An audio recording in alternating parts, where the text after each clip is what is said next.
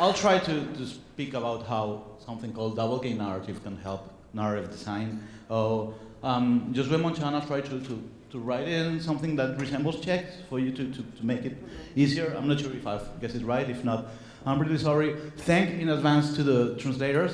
I will try to speak at a relaxed pace, but it's not something that I do usually. I'll try to pronounce as if I was English and not Spanish, which will be really difficult for me too. And I've been writing video games for 10 years now, in-housing in an adventure game studio called Pendulo Studios from Spain. We had some minor hits called Runaway some years ago, and we're somehow well known in the adventure niche. Written some other games, and the last one is called Blues and Bullets. We kind of telltale-ish sort of noir adventure depicting Elliot Ness and Al Capone when they are in their 60s. I've had some cool nominations to Excellency in Storytelling Awards for Yesterday and Hollywood Monster 2, and for Yesterday Origins, which has not yet been released. And all the time, it's Telltale that has stolen the award for me, so which is pretty cool because I'm the guy who always loses against Telltale, which cool, I mean. But usually, eventually, Blues and Bullets won the Storytelling Award at the Game Connection San Francisco this very last year, which is absolutely cool. I'm not saying this only because I want to feel important in front of you, but that you don't feel as stupid for listening to a jerk, which is what I basically am. I'm also a localizer, that's why I'm really happy to have good translators here helping me. I've translated a lot of games. These are the ones that I feel prouder of. The names speak for themselves. You can absolutely play Gremlins. The last game I translated is basically what happens when Monopoly and Munchkin meet in a video game. Okay, I translate from English into Spanish. That's the only thing I can do. And I have created a sort of network of game localizers, freelance game localizers that help each other, and together we've translated some of these pretty cool games in order to stand strong in front of localization agencies, which we don't like a lot. We know we're now like 30 or 40 people, independent and working on our own to help developers translate their games. So what's a narrative? I don't even have the lightest idea. I mean, there's like 1,000 of definitions of what's a narrative. The one I prefer is the one by an American scholar called Hayles Miller. It's just a recounting of events. So things that happened, or not happened, but we are telling them. So what do we need to in order to make a narrative is an initial state, the king rules, for example. And then an active event, something that happens that changes that initial state. The king died, the king ruled, and then the king died, something changes. Of course, in order to have that, we need a character. We cannot tell stories without a character. Of course, it doesn't need to be a human character. The cosmos appeared, and then the cosmos died. But we need this character, human or not. Of course, this character will have an objective. The king rules, the king dies, the king doesn't want to die. We need time, because we cannot conceive change outside of time. First the king rules, then the king dies. In order to have these events happening, they happen one after another. We can play with time. We can have Back to the Future. We can have Braid, but there's time all the time. And of course we have space. We need some place for things to happen, even if it's a virtual space. Cyberpunk narratives take place usually in a virtual space that is not a physical space, but it's space all the time. So for example, in Super Mario we have Mushroom World as a space. We have this pretty cool character, and an initial state where Princess Peach rules and everything is wonderful. So, but an active event happens. Something happens that changes this. And it's Bowser who kidnaps Peach. This changes and this creates an objective. We are at a safe Peach. And this all, of course, happens in a time. But there can be another sort of stories that video games can tell. Let's take a look at the narrative of Tetris. Wow, who's the main character? Oh, which is the space in Tetris is where I play. It's the game space. It's the space. It's the screen. But it's also, if you're playing arcade, it's the whole interface. Everything is that space where your story will take place. Your story, because you'll be the main character. The player is the main character in video games. There's an initial state where the game space is empty and everything is fine, there are no obstacles, and then changes happen. Those changes are the obstacles that keep appearing, you gotta fight them, and you got an objective. You don't want the blocks to reach the top of the screen, because then you die. And of course, there's a time. Every time that we have animations of music, that's a clear sign that there's time, of course. On 11 September 2001, I was playing Tetris in a bar in Catalonia. It was pretty easy. I've been playing like a lot of time, and I was like a master of Tetris. I was even drinking my beer while I was playing, you know, the piece of cake. Then my mobile rang. It was 2001, so it was a huge mobile vibrating in my pocket. So it made me lose a bit of my concentration. I flipped some blocks and I put some blocks in the places that they didn't belong to. So it was becoming not so easy that time. But hey, I was a pro. I was a Tetris pro. So I eventually managed to put things back into place. I solved that level and went to another level. But at that time, the TV that was just above me in the bar started saying that an aeroplane had crashed into one of the Twin Towers. I lost my concentration. I'm a Tetris pro, but I lost my concentration for some minutes, and wow, and it was becoming really difficult. Plus, the fucking machine kept sending me these kind of weird shapes that don't allow you to finish your lines. So it was becoming harder and harder, and at the same time, of all the beer that I drank, I was literally peeing. So everything was becoming really hard for me, really, really hard. I thought that I was going to be killed in my game, but in the very last second, I managed to move in the microsecond epic ending. I did it. Okay, of course, then I went to the bathroom, and when I came back, the TV said that the second plane had crashed into the Twin Towers, and then I thought that maybe my epic story, wasn't that epic anymore. Okay, so as you've seen, we have a story that has a lot of time, all the elements necessary for a narrative, but we have some other elements too that usually take place in narratives. For example, our antagonist, the fucking machine. The machine is our enemy. We have a conflict because the fucking machine wants the blocks to reach the top and I don't want to. There's a conflict. You know that there's so many people that say that you cannot have a narrative without a conflict. That's basically untrue, but most Western narratives have a conflict. We have obstacles, of course. And we have a beginning, a middle, and an end. Since Aristotle, we've always said that narratives must have a beginning, a middle, and an end. And of course we have it in our Tetris story. We have rhythm, because it's becoming more difficult every time, and we have a climax, the moment that I thought that I was going to die, and then I finally managed to do it differently. So, spoiler alert, I'm going to tell you the real truth about Tetris. The fucking machine is the development team. The developers are our antagonists when we are playing, in a way. Or maybe we could say it's game design. So what does game design do for our narrative?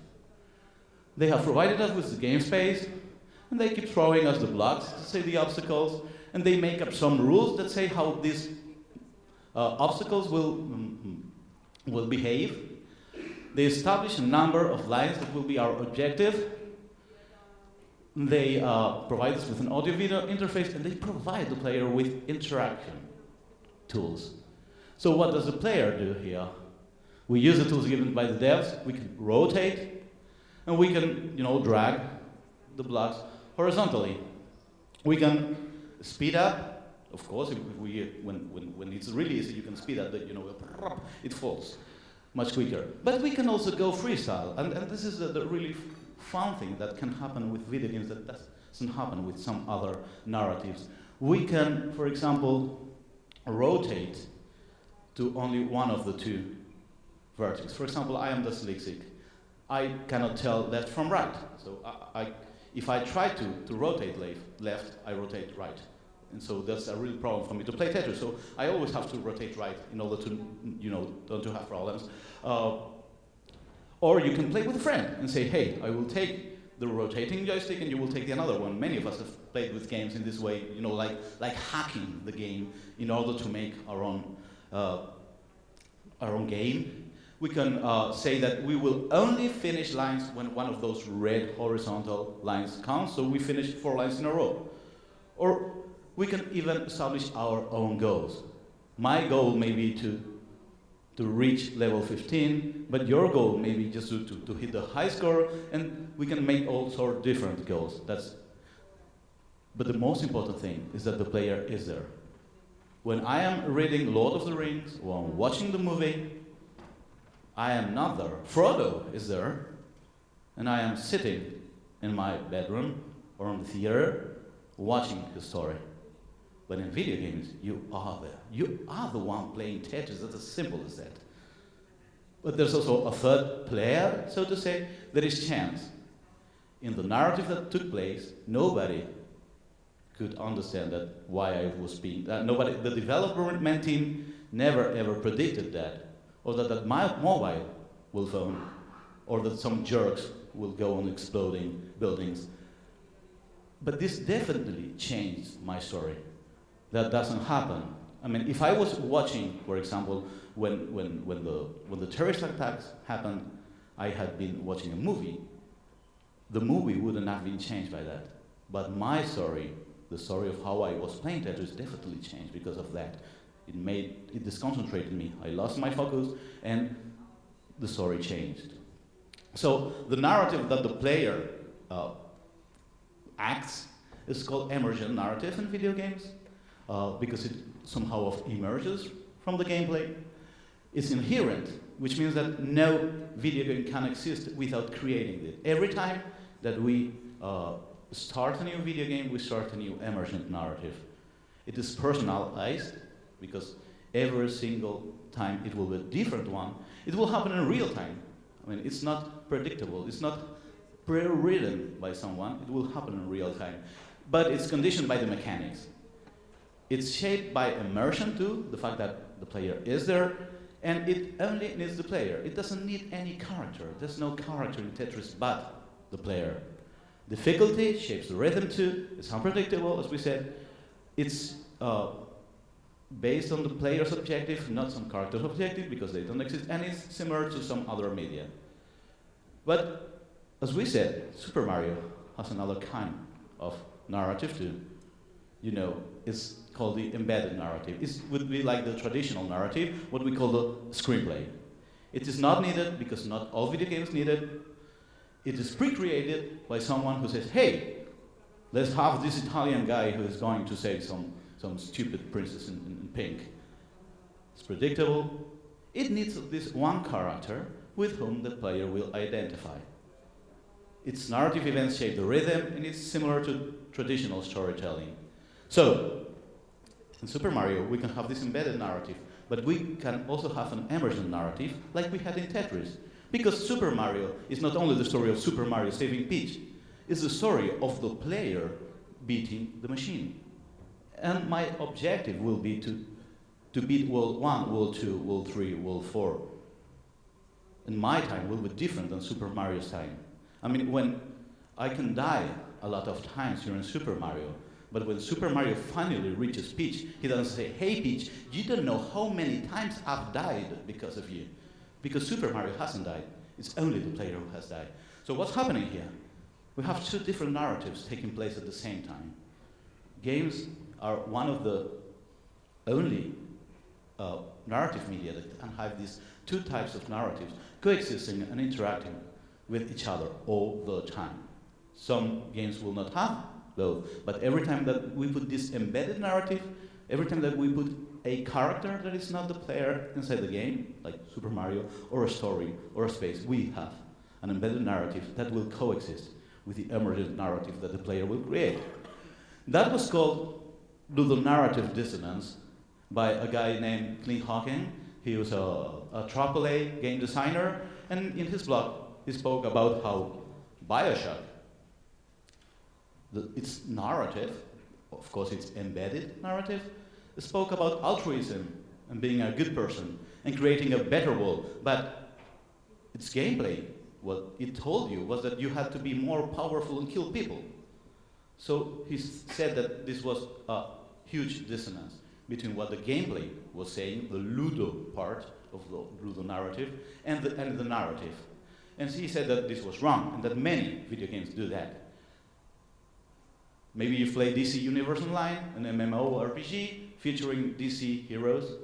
Of course you are a hero trying to save the world. That's what the embedded narrative says, because, hey, you're dressed like a hero and you go on saving the world. But what I actually do in this game is that I go to you, who are an NPC, and you give me a quest. And you know, there's all these people. These are robots, bad robots, and they are, killing people. So you tell me that if I kill 5 of them, not all of them, just 5 of them, you will give me a reward. You will give me money, and you will give me experience points. So I will go and I will kill just those 5 guys there, but not the rest. Yeah, sorry. I mean, you were easier to kill, but not the rest. And they will be killing other people. I don't care about that, because the quest tells me that I only have to kill 5 of them, and you will give me my reward. And then, with that reward, I will be able to have more experience points, I will buy new talents, and I will be able to go to you, who are an NPC that will give me a higher level quest, and I will be able to kill them, and then he will give me another mission, a higher level mission. I will become more powerful.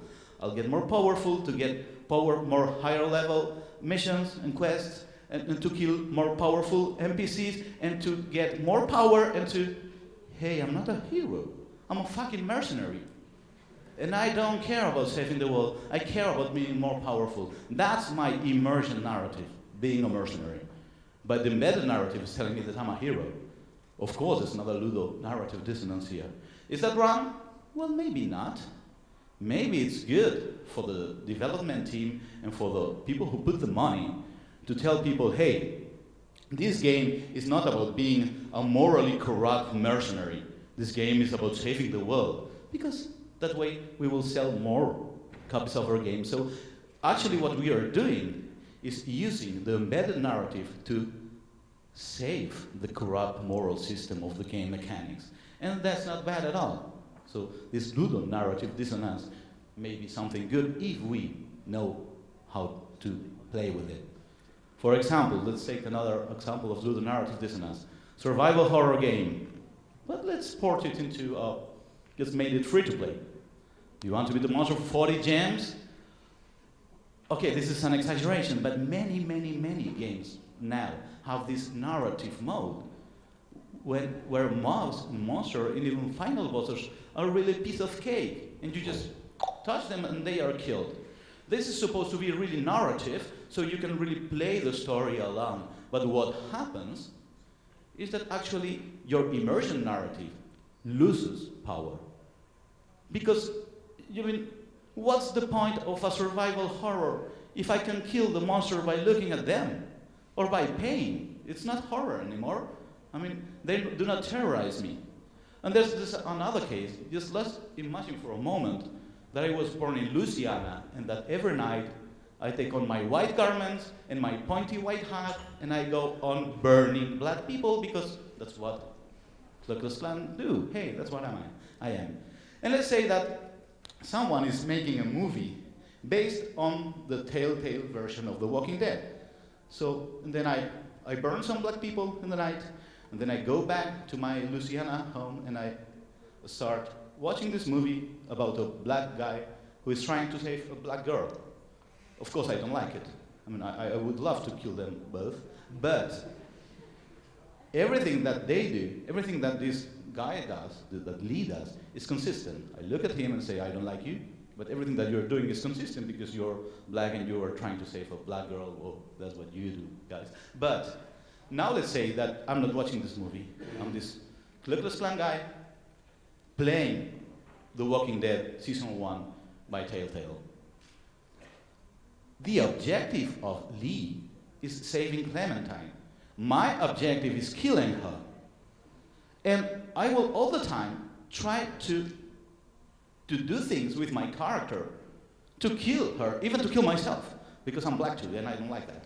So, but at the same time, the writers of Telltale and the game designers have written the story and the character to like the girl. to actually try to save her. So there's a huge dissonance. And as you can say, the dissonance here is not between the mechanics and the narrative. It's between the emergent narrative of the player, the fact that I am the main character of my own story, and I'm from the Club de Slam, and the fact that Lee is the main character from the embedded story, and we have different objectives. There's a clash of objectives going there. So usually when a narrative comes to a traditional media, let's say to a movie, to a drama, to a novel, the narrative space is empty. So narrative goes, and that's what it wants at will. But when narrative comes to a video game, the narrative space is already colonized by the player, by the emergent narrative. So what can embedded narrative do? So this is a job for narrative design. Maybe you've heard about this. It's really trendy. We're now in game development, narrative design. And we all say, oh yeah, I'm a narrative designer. And what we basically mean is I write the story and I create the characters, not conceptual. But narrative design can do a lot more than that. So I think that there are 9 non-exclusive strategies to relate emergent and embedded elements. Maybe they could be 8, 10, 7, I don't care. I mean, it's just an arbitrary classification, and it can change as much as we like. For example, elimination. We can delete completely the embedded elements, so only the emergent remains. In Mist, in Flower, or in any adventure, text-based adventure like Colossal Cave Adventure, there's no character in the embedded story. But there's a story, there's an embedded story. But the character, the only character is the player. The beginning of Colossal Cave Adventure, the original adventure, is you standing in the middle of a maze, an intricated maze in a labyrinth or something. Not Super Mario, not Frodo, not even David Bowie is in that labyrinth. It's you who are there. No personality but yours. On the story level, we can delete the story, but leave the characters. In FIFA, we have characters, of course. We have Messi and we have Ronaldo. We know about them. We know that Messi never speaks, or when he speaks, he says stupid things. And we have Ronaldo that he's posh and he's beautiful and he's I will not say the word stupid. And but they do not have a story. It's the story of the player that will rehearse them. On Minecraft, for example, we don't have objective. It's the objective of the player. Even more if we're in the creative mode. In an augmented reality game, the space is the space of the player. The game does not provide its own space. And maybe you've played Superhot. It's a game where time only moves when the player moves. So the time is the player's time, not the game's time. We can diminish the embedded element to become just a simple skeleton that will contain the emergent. We will not delete completely the character. There will be a character. Gordon Freeman is a character. But what about his personality? We don't care about that. It's the player that will have personality. He doesn't even speak a single moment. I think this is the second one that someone tells, hey, you're not very talkative, are you? Because we don't want the character to occupy the space of the emergent narrative. It will be the player that will bring that. In Super Mario, the story is just an element. Even all those events that should have to change the narrative, don't change it. Every time that you finish a world, you have, our princess is another castle. They don't even care about, rephrasing the sentence that you think that you've made something different. About space. Oh, sorry. Okay, this is a very weird game that we made with some people in Spain. It's a game called Audio Games. It's a sort of Pac-Man without a screen. You are blindfolded, you don't see a thing, and we put an Android phone on your head that tracks your every movement, and some binaural headphones. So you can hear, the little ghosts coming for you, and you can hear the place where, the big energy balls are, so you can go and take them, and then you can hear that the ghosts have changed the way that they sound, so you can go and kill them. But the space is not the game space; it's your own space. We can duplicate it. That's what AAA has done all the time. All these games where we have a cinematic where you don't do a thing, and then you have some gameplay when you kill a lot of people and you get shot like 7 times, 10 times. You got 10 bullets in your body, and then the game, you finish that level, and then you go on to another cinematic where your character is unhurt. It's completely perfect. Why? Because we have duplicated that. The game knows that, on the one hand, there's the emergent narrative and the emergent character that gets, killed a lot of time and gets shot a lot of time. And on the other hand, there's the thief that, doesn't get hurt unless we want to. On the story mode, if you want to play Gods Will Be Watching, it's a Spanish game, one of the best Spanish games ever.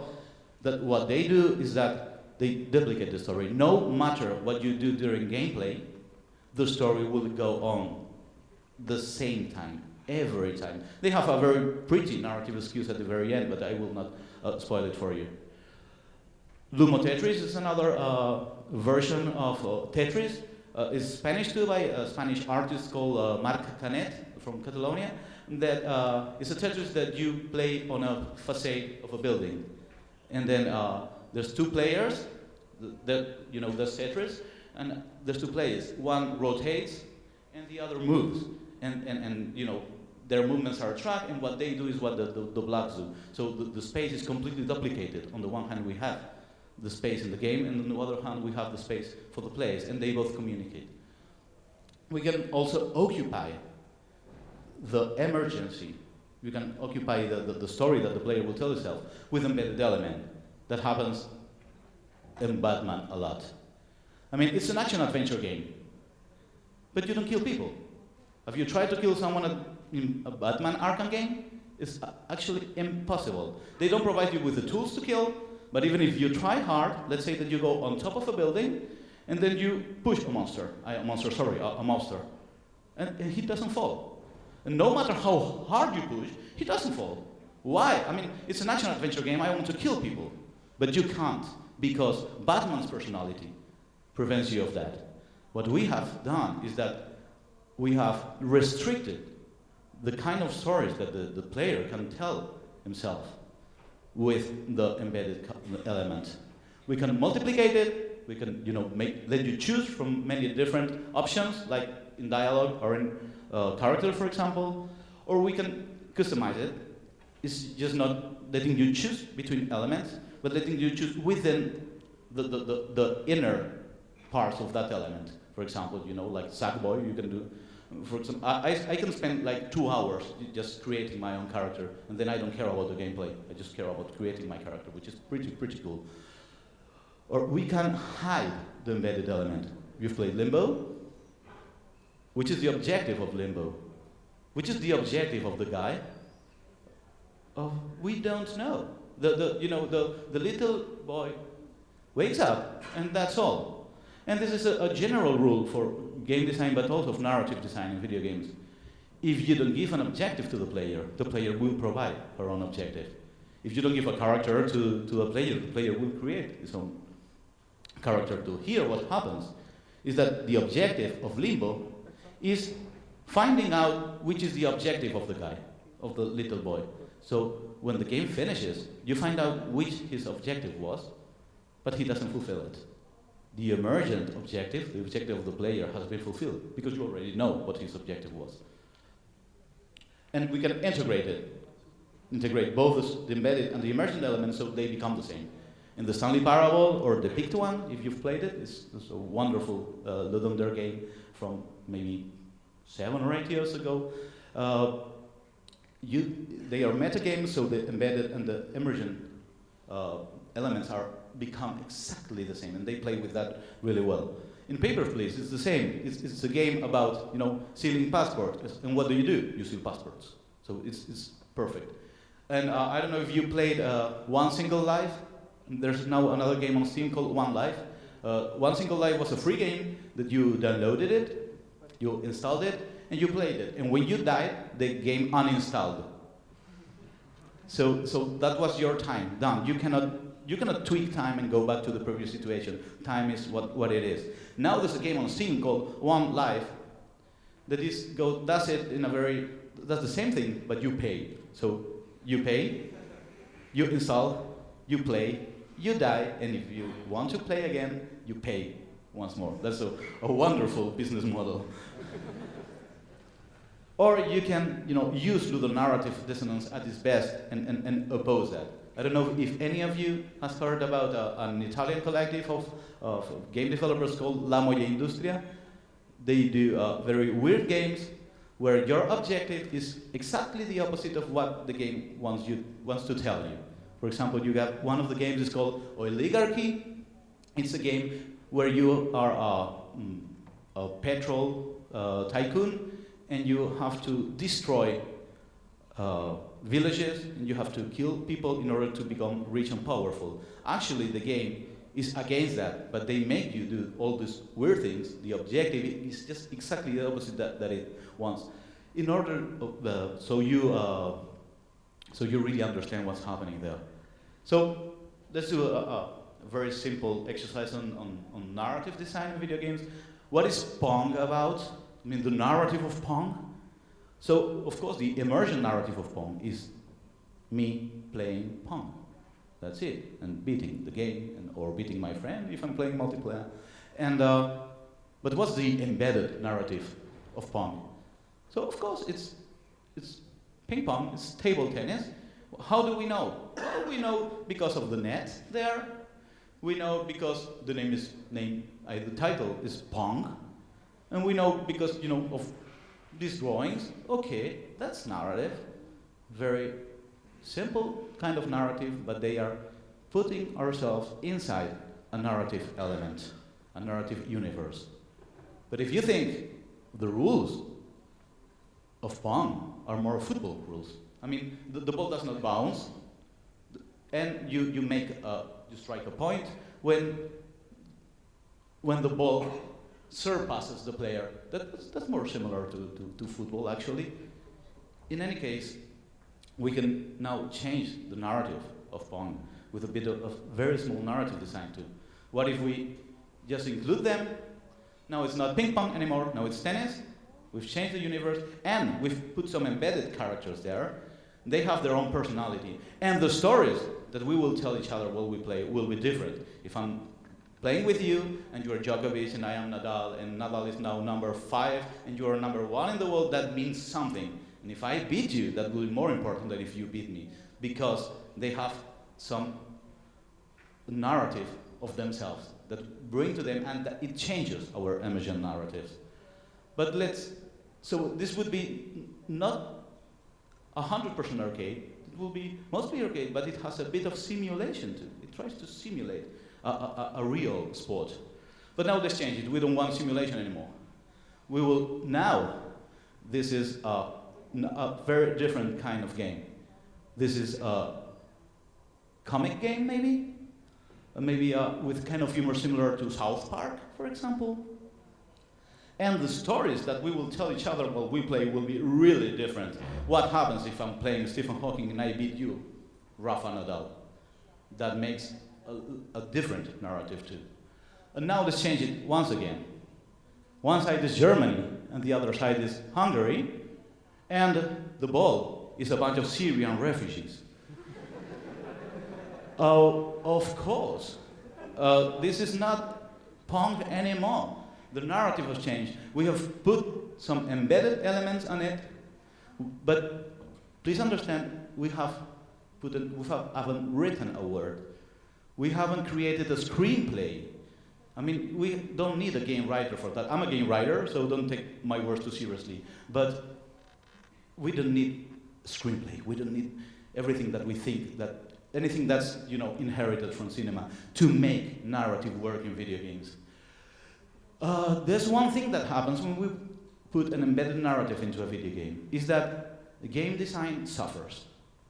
When this was just Pong or tennis, I don't care, the ball could start on the left side or on the right side. Actually, in table tennis and in tennis, the ball starts 5 points on one side or one side and then on the other one. But now, it doesn't make sense that the ball starts here.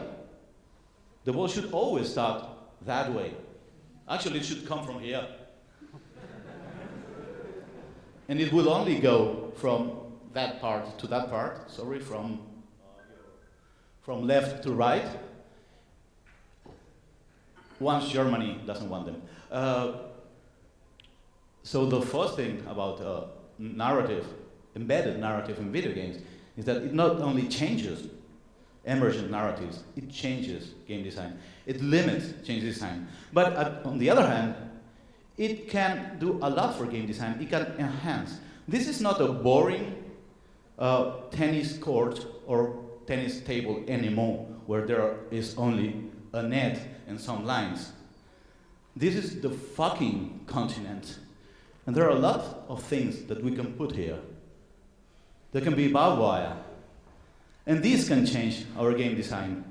Every time that the ball touches the barbed wire, one of the refugees in the group will die. And the points that I will score when I beat you will be the number of guys that are still alive. That definitely changes not only narrative, but also game design. I can have Amnesty International. Hey, this can be another player. Let's make it an asymmetric 3-player game. So if I'm playing as Amnesty International, I can try to touch the ball, and every time that I touch the ball, I will save one of them from death. And I can even have the European Union as another player, but I don't have the slightest idea what the European Union could do. I don't know. I mean, maybe it could be just a bug in the system. So let's summing things up. Narrative design is a part of game design. Please, down on my knees, as a writer, if you ever have a game writer, a narrative designer in your team, do not make the art guy or the programmer the boss of that guy. My natural boss is the game designer, because narrative is a part of game design. And what I do will influence you as a game designer. You will have to make a different design because of my narrative, and I will have to make a different narrative because of your game design. We gotta work together, of course, most of the time. You are the boss, except in Telltale Games, or maybe. But yes, please, I'm part of the game design.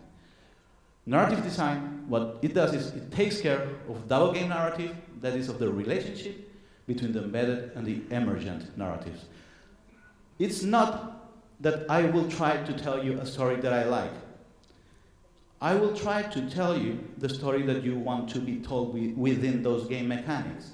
I get a look at the game mechanics and see which kind of story will the players want to be told when they are playing that game. If not, we will have something that doesn't relate. Or at least I have to take that into account. If I want my story not to relate to the gameplay, hey, that's cool. That's what DC Universe does, that's what Moya Industria does, and that's pretty cool. But you have to take that into account, and you gotta know what you're doing with your embedded narrative. It's not just hey, please put some story into my gameplay, no. Because your story will change the game forever. It both limits and enhances game design, and of course it's more than writing. It's more than screenplay, it's more than story. So I think that's all. Thank you very much. Thanks to the translators, because I think I haven't been able to to speak. So relax, and please play Gremlins. Bit of publicity. Thank you very much.